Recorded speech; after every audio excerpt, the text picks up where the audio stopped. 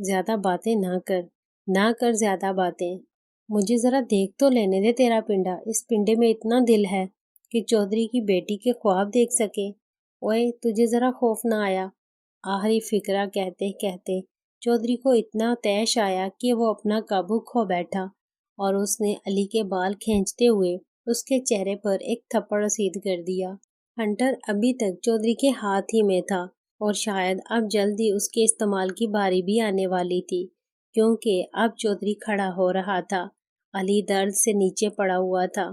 اس نے چودھری کی طرف دیکھتے ہوئے سماجت بھرے لہجے میں کہا، چودھری جی مائی باپ، آپ کو کوئی بہت بڑی غلط فہمی ہو گئی ہے۔ جی آپ جو کچھ بھی کہہ رہے ہیں ایسا کچھ بھی نہیں ہے جی، آپ مجھے معاف کر دیں چودھری جی، میں آپ کو یقین دلاتا ہوں جی کہ ایسا کچھ نہیں ہے۔ علی کی اس بات کے جواب میں ایک ہنٹر اس کی کمر پر پڑا تھا اور کمرہ اس کی بلند آہنگ ہائے سے گونج اٹھا تھا۔ ہنٹر اس پر اتنی شدت سے برسایا گیا تھا کہ علی نیچے پڑا مرغ بسمل کی طرح تڑپنے لگا تھا۔ اس کے منہ سے رونے کی آوازیں بھی برآمد ہونے لگی تھی۔ چودھری نے ایک حقارت بھری نظر سے اسے دیکھا اور ایک اور ہنٹر برسا دیا۔ بس پھر کیا تھا؟ چودھری ایسے شروع ہو گیا جیسے ہنٹر برسانا سانس لینے سے بھی زیادہ ضروری ہو۔ ہر بار علی تڑپ کر ذرا سا اچھلتا اور پھر نیچے کو گر جاتا۔ چودھری اس کو گالیاں بھی دیتا جا رہا تھا اور ساتھ ساتھ ہنٹر بھی برسا رہا تھا۔ علی اب اونچی آواز میں رونے لگا تھا اور کبھی کبھی وہ اپنی بے گناہی کی آواز بھی بلند کر دیتا تھا۔ چودھری نے تو جیسے اس کی آواز نہ سننے کا تہیہ کر لیا تھا، کیونکہ علی کی کسی بھی منت سماجت کا اس پر قطعی کوئی اثر نہیں ہو رہا تھا۔ وہ تو بس اس پر ہنٹر برسائے چلا جا رہا تھا۔ چودھری پر اس وقت جنون سوار ہو چکا تھا، حتیٰ کہ ڈانگر جو گاؤں والوں کے لیے دہشت و بربریت کی ایک مثال گردانا جاتا تھا اور جس کی صفاقی پورے علاقے میں مشہور تھی، وہ بھی چودھری کے نزدیک آنے کی ہمت نہیں کر پا رہا تھا۔ آخر چودھری کی سانس پھولنے لگی اور ایک بار تو وہ اپنا توازن کھو بیٹھا۔ اب ڈانگر آگے بڑھا اور اس نے چودھری کو سہارا دے کر ایک طرف کھڑا ہونے میں مدد دی۔ جب چودھری کھڑا ہو گیا تو ڈانگر انتہائی نرمی سے بولا، چودھری صاحب آپ اس وقت اپنے آپ کو غصہ مت دلائیں، ڈاکٹر نے آپ کو زیادہ غصے سے منع کر رکھا ہے جناب، اس کو میرے حوالے کر دیں جی، پھر دیکھیں میں 5 منٹ سے بھی پہلے اس کی ساری جرت اس کی گانڈ کے راستے کیسے نکالتا ہوں، پھر دیکھیں میں 5 منٹ سے بھی پہلے اس کی ساری جرت کیسے راستے سے نکالتا ہوں۔ یہ موت کی دعائیں کرتا نظر نہ آئے تو میرا نام بدل دیجیے گا جی، آپ اس کو بس ایک بار صرف ایک بار میرے حوالے کر دیں سر جی۔ ڈانگر انتہائی شفاق اور کینہ توز نظروں سے علی کو دیکھ رہا تھا، جو درد کی وجہ سے شاید نیم بے ہوشی کی کیفیت میں چلا گیا تھا۔ چودھری نے علی کی طرف اشارہ کیا اور ڈانگر سے کہا، اسے ہوش میں لاؤ، میں اتنی جلدی اس کی جان نہیں چھوڑوں گا، ابھی تو اس کو آج کی خوراک بھی پوری طرح سے نہیں ملی اور یہ بے ہوش بھی ہو گیا، جلدی سے ہوش میں لاؤ اسے۔ چودھری جیسے دہاڑا اور ڈانگر کانپ گیا۔ یہی نہیں بلکہ علی بھی چودھری کی دہاڑ سن کر جیسے ڈر کر اٹھ گیا تھا۔ چودھری نے اسے ہوش میں آتے دیکھا تو پھر اس کے پاس آ کر بیٹھ گیا۔ علی اب اس سے حد درجہ خوف زدہ دکھائی دے رہا تھا۔ چودھری نے اب کی بار علی کو ناک سے پکڑا اور علی بلبلا اٹھا۔ اس کے منہ سے عجیب قسم کی آوازیں نکل رہی تھیں۔ چودھری غصے سے کانپ رہا تھا۔ اس نے علی کی سانس بند کی اور چند سیکنڈ بعد جب علی کی آنکھیں ابلنے کے قریب آ گئیں تو اس نے اس کی ناک چھوڑ دی۔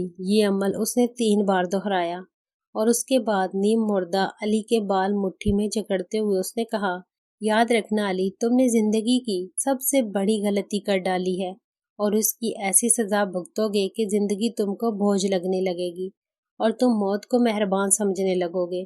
تمہارے انگ انگ سے موت کی دعائیں نکلیں گی علی خان، لیکن میں تمہیں اتنی آسانی سے مرنے بھی نہیں دوں گا۔ ہاں آج کے بعد میں تمہاری موت کے اور تمہارے درمیان کھڑا ہوں۔ اس کے بعد اس نے اس کے بال چھوڑ دیے۔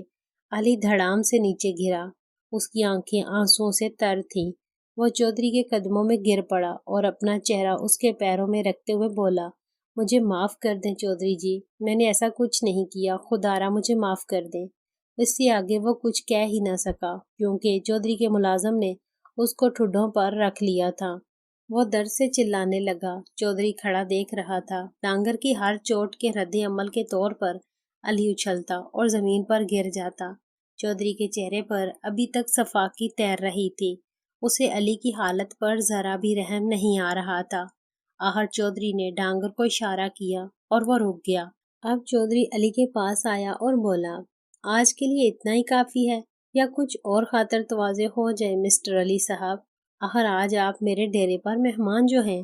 چودھری کے طنزیہ الفاظ تو زہریلے تھے ہی، لیکن اس سے بھی زیادہ زہریلی اس کی آنکھوں سے نکلنے والی چنگاریاں تھیں، جن کی تپش علی کو اپنے چہرے پر محسوس ہو رہی تھی۔ اس کے بعد چودھری نے اسے ایک جھٹکے سے زمین پر گرا دیا اور خود ڈانگر کے ساتھ وہاں سے باہر نکل گیا۔ علی زمین پر پڑا بے بسی سے انہیں جاتے ہوئے دیکھ رہا تھا۔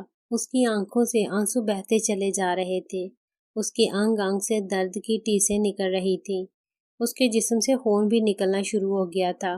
اسے ایسے لگ رہا تھا جیسے اس کی کمر اور اس کی پسلیاں اس کے وجود کے ساتھ ہی نہیں ہیں۔ وجود کے ان حصوں پر اتنی شدید ضربیں پڑی تھیں کہ ان کے لیے درد کا احساس ہی سوا ہو گیا تھا۔ اس کی ایک آنکھ بھی زخمی ہو چکی تھی۔ شاید ڈانگر یا چودھری کا ایک آدھ ٹھڈا اس کی آنکھ پر بھی پڑا تھا۔ خون اس کے ہونٹوں کو تر کرتا ہوا نیچے گریبان کی جانب جا رہا تھا۔ کچھ خون اس کے منہ میں بھی چلا گیا تھا، جسے اس نے تھوک دیا۔ علی کوئی افسانوی قسم کا ہیرو نہیں تھا۔ وہ ایک عام سا دیہاتی نوجوان تھا، جس نے ایک لڑکی کو اپنی طرف ملتفت دیکھا تو وہ بھی اپنے جوان جذبوں کے ہاتھوں بہک گیا، اور چودھری کے غصے کو جانتے بوجھتے ہوئے بھی اس نے حیا سے محبت کی پینگیں بڑھا لی۔ اگر حیا اس کی طرف پیش قدمی نہ کرتی تو وہ کبھی بھی حیا کے ساتھ اس حد تک نہ جا سکتا، بلکہ وہ تو حیا کی طرف دیکھنے کی ہمت بھی نہ کر پاتا، اور حیا کی طرف سے مسلسل پیش قدمی نے اسے بھی اس مقام پر لا کھڑا کیا تھا کہ اسے بھی حیا سے محبت ہو گئی تھی۔ وہ محبت جو اس کی مصیبتوں کا نقطۂ آغاز تھی، اور جس کے نتیجے میں آج بالآخر وہ چودھری کے زیر تاب آ گیا تھا۔ علی زمین پر کیڑوں کی طرح پڑا ہوا تھا۔ آخر اسی طرح لیٹے لیٹے اس کی آنکھ لگ گئی۔ حیا اپنے گھر میں سوئی ہوئی تھی کہ اچانک کسی چیز نے اسے نیند سے بیدار کر دیا، اور وہ ہڑبڑا کر اٹھی۔ اس نے گھڑی دیکھی، اس وقت رات کے 2 بجنے والے تھے۔ وہ حیران رہ گئی۔ اس کے کمرے میں اس وقت وہی لیٹی ہوئی تھی۔ اس نے غور کیا تو اسے کوئی ایسی آواز سنائی نہیں دی جو اس کی نیند سے بیداری کا سبب بنی ہو۔ اس کا دل بھی گھبرا رہا تھا، اور اس کے چہرے پر پسینہ بھی آیا ہوا تھا، حالانکہ اس وقت اس کے کمرے کا روم کولر بھی چل رہا تھا۔ اس کے دل کی بے چینی لمحہ بہ لمحہ بڑھتی جا رہی تھی۔ کافی دیر تک وہ بیٹھی باہر کے ماحول پر غور کرتی رہی کہ شاید اسے کوئی آواز سنائی دے جائے جسے وہ اپنی نیند سے بیداری کی وجہ گردانتے ہوئے دوبارہ سے پرسکون اور مطمئن ہو جائے، لیکن اسے ایسی کوئی آواز سنائی نہیں دی۔ اسے سمجھ نہیں آ رہی تھی کہ وہ اس وقت بغیر کسی وجہ کے اتنی زیادہ گھبراہٹ کا شکار کیوں ہو رہی تھی، نہ جانے کیوں، لیکن اس کا دل چاہ رہا تھا کہ وہ اسی وقت بھاگ کر جائے اور علی کی باہوں میں جا کر سو جائے۔ اسے علی کی یاد آ رہی تھی اور حد درجہ آ رہی تھی۔ اسے ایسے لگ رہا تھا جیسے علی بھی اس وقت ایسے ہی اسے یاد کر رہا ہو۔ اس نے دل سے دعا مانگی کہ علی جہاں بھی ہو خیریت سے ہو۔ پتہ نہیں کیوں اس کے دل سے بار بار کوئی غیر مفہوم قسم کی خطرے کی گھنٹی بجنے لگتی تھی۔ اس نے سوچا کہ صبح اٹھتے ہی کسی نہ کسی طرح علی کی خیریت معلوم کروائے گی۔ یہ سوچ کر وہ دوبارہ سے لیٹ گئی اور سونے کی کوشش کرنے لگی۔ اب وہ صبح ہوتے ہی علی کو کسی بہانے سے ملنا چاہتی تھی۔ اسے کیا معلوم تھا کہ اس کے باپ کے دماغ نے اس کے لیے کیا سوچ رکھا تھا، اور صبح اس کے ساتھ کیا ہونے والا تھا۔ اگلے دن صبح ہی چودھری نے حیا کو طلب کر لیا۔ اس کے باپ نے صرف اسے ہی بلایا تھا۔ آج حویلی میں ملازموں کو بھی چھٹی دے دی گئی تھی۔ حیا حیران تھی کہ اس طرح اس کے باپ کی جانب سے اپنے کمرے میں صرف اسے بلائے جانے کی کیا وجہ ہو سکتی ہے۔ انہی سوچوں میں ڈوبی ہوئی وہ اپنے باپ کے کمرے میں پہنچ گئی۔